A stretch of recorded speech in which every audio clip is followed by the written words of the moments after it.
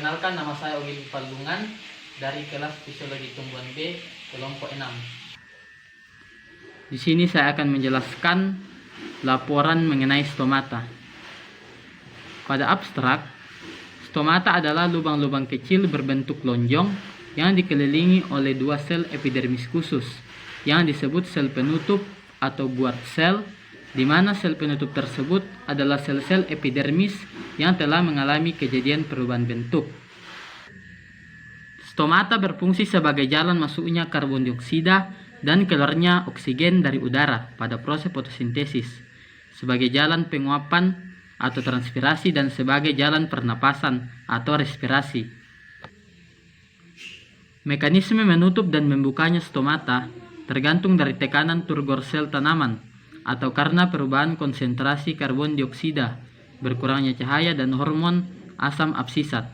Stomata berperan penting sebagai alat untuk adaptasi tanaman terhadap cekaman kekeringan.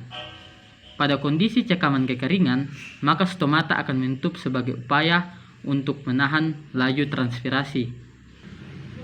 Praktikum ini bertujuan untuk menemukan fakta mengenai letak stomata pada daun dan adanya perbedaan stomata antar spesies tanaman C3 dan C4, serta mampu mendeskripsikan bentuk stomata pada setiap spesies tanaman dan mekanisme membuka dan menutupnya stomata. Metode praktikum dilakukan dengan dua tahap, yaitu dengan teknis pengambilan preparat dan pengamatan pada mikroskop. Berdasarkan praktikum stomata yang telah dilakukan, diketahui bahwa semakin bertambahnya waktu dari pagi hingga menjelang petang, panjang porus stomata cenderung semakin membesar, sama halnya dengan lebar porus stomata. Pendahuluan. Menurut Haryanti 2010, stomata adalah celah di antara epidermis yang diapit oleh dua sel epidermis khusus yang disebut sel penutup. Di dekat sel penutup terdapat sel-sel yang mengelilinginya, disebut sel tetangga. Sel penutup dapat membuka dan menutup sesuai dengan kebutuhan tanaman akan transpirasinya. Sedangkan sel-sel tetangga turut serta dalam perubahan osmotik yang berhubungan dengan pergerakan sel-sel penutup.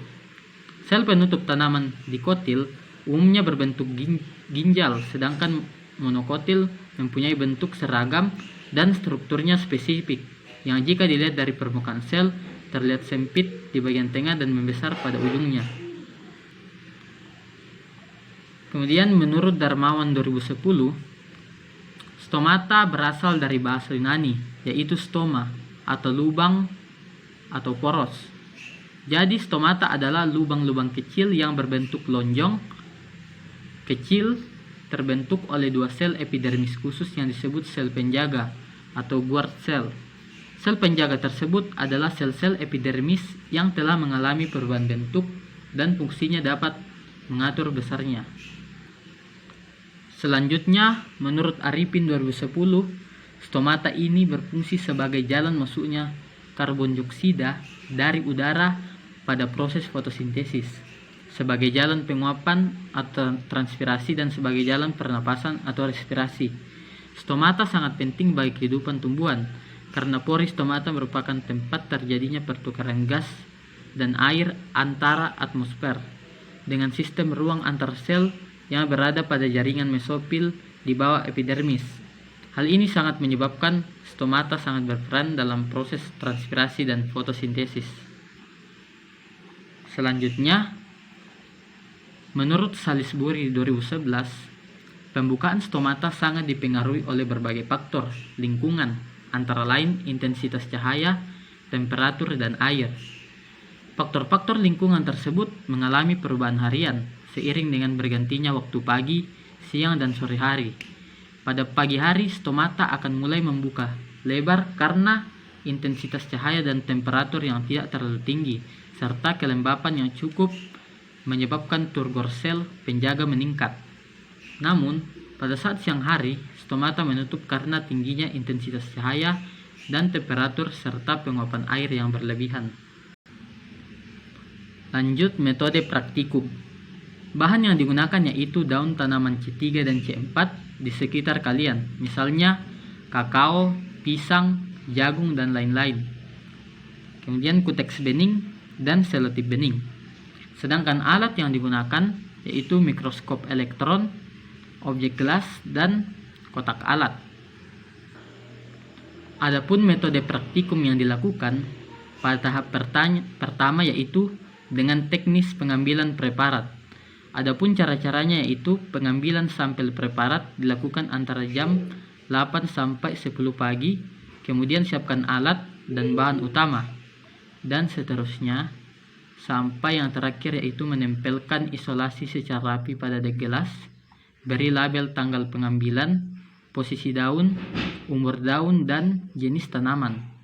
Selanjutnya pada tahap kedua yaitu pengamatan pada mikroskop. Adapun cara-caranya itu bersihkan mikroskop dengan menggunakan lap halus, kemudian hubungkan mikroskop dengan sumber listrik. Kemudian nyalakan lampu mikroskop, tempatkan preparat sampel pada meja preparat dari mikroskop, dan posisikan tepat di bawah lensa. Dan seterusnya sampai menghitung kerapatan stomata dan luas bukaan stomata serta panjang dan lebar bukaan stomata berdasarkan skala pada mikrometer okuler. Selanjutnya yaitu hasil yang saya dapat yaitu berdasarkan jurnal karakteristik stomata berdasarkan estimasi waktu dan perbedaan intensitas cahaya pada daun waru di Pangandaran, Jawa Barat. Nah, pada gambar pertama, grafik perubahan panjang stomata pada berbagai waktu pengamatan. Kemudian pada gambar kedua, yaitu grafik perubahan lebar stomata pada berbagai waktu pengamatan. Kemudian gambar ketiga yaitu penampang replika stomata daun waru di area tertutup dengan perbesaran 400 kali. Dan pada gambar keempat yaitu penampang replika stomata daun waru di area terbuka dengan perbesaran 400 kali.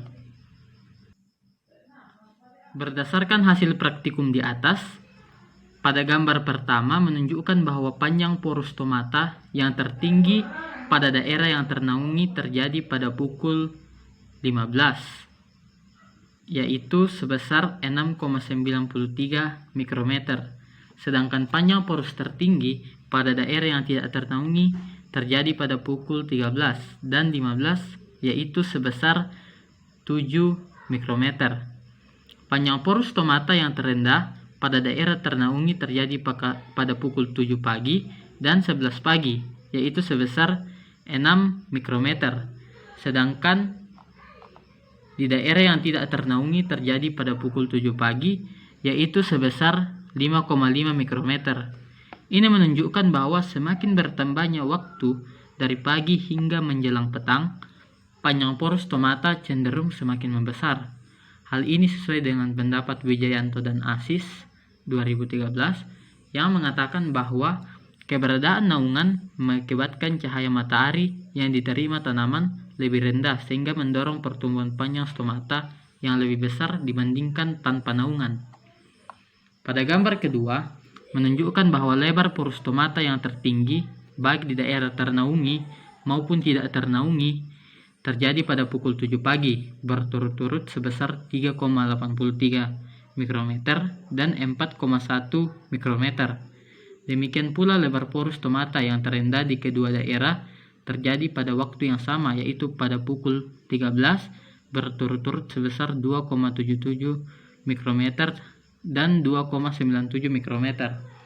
Ini menunjukkan bahwa pada pagi hari porus stomata lebarnya lebih besar daripada saat menjelang sore hari. Hal ini sesuai dengan pendapat Salisbury 2011 yang mengatakan bahwa pembukaan stomata sangat dipengaruhi oleh berbagai faktor lingkungan, antara lain intensitas cahaya, temperatur, dan air. Pada pagi hari, stomata akan mulai membuka lebar karena intensitas cahaya dan temperatur yang tidak terlalu tinggi, serta kelembaban yang cukup menyebabkan turgor sel penjaga meningkat. Namun, pada saat siang hari, stomata menutup karena tingginya intensitas cahaya dan temperatur serta penguapan air yang berlebihan. Pada gambar 3 dan 4, berdasarkan data yang saya peroleh, kerapatan stomata bisa ditentukan ketika telah diketahui luas bidang pandangnya. Untuk luas bidang pandang dengan perbesaran 40 kali 10, rata kerapatan stomata di area ternaungi yaitu sebesar 259,86 sel per milimeter persegi, lebih tinggi daripada area tanpa naungan yaitu sebesar 224,20 sel per milimeter persegi. Hal ini sesuai dengan pendapat Mulyani 2010 mengatakan bahwa kerapatan stomata berhubungan erat dengan proses metabolisme ataupun fisiologis tumbuhan. Sedangkan menurut Tambaru 2012, kerapatan stomata termasuk rendah jika di bawah 300 stomata per milimeter persegi, sedangkan jika berkisar 300 sampai 500 stomata per milimeter persegi dan tinggi jika lebih besar dari 500 stomata per milimeter persegi.